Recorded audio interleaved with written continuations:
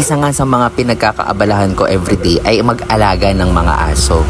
At ang pinapakain ko sa kanila, yan ang pag-uusapan natin ngayon. So everyday nagpe-prepare ako ng pagkain nila. Minsan dog food, actually madalas dog food. Pero minsan sinasamahan ko rin ng table food kasi naniniwala ako na kailangan i-enjoy rin naman nila yung pagkain. So minsan nagpe-prepare ako ng chicken o kaya ng kahit na ano, karne or gulay. Pero normally, yung binibigay ko sa kanila, yan din yung ulam namin. So naglalagay lang ako ng portion na nilalaan ko para sa kanila bago ko lutuin yung pagkain namin. Bilang hindi naman kami mayaman, ganyan ang ginagawa ko para sa mga dogs ko. Dati nga nung ako lang mag-isa, ang gagawin ko yung chicken, kukunin ko yung mga laman-laman. Tapos yung mga buto, ia-adobo ko yun. Yung buto-buto, yun yung ulam ko. Yung laman, yun yung papakain ko sa mga aso ko. O, diba? Kaya lang, hindi ko na yan nagagawa ngayon kasi kasama ko na sila mama at papa dito sa bahay. Syempre, kung ako lang yun mag-isa. Pero may ikikwento talaga ako sa inyo ngayon eh.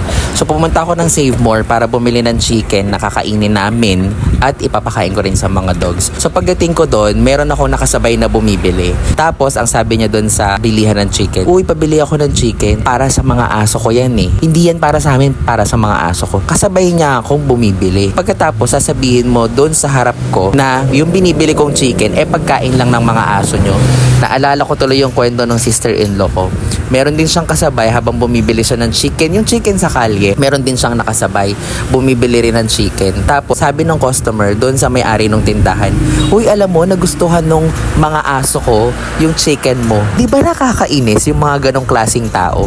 Oo, sige, given. Yan yung kinakain ng mga aso mo. At yung pagkain pala namin, pagkain lang ng aso mo. Oo, di ikaw na.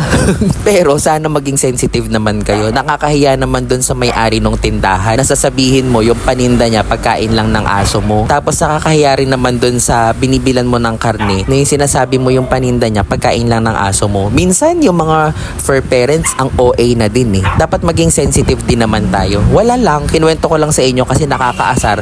Baka meron din kayong kakilalang ganito. I-share mo para mapanood nila.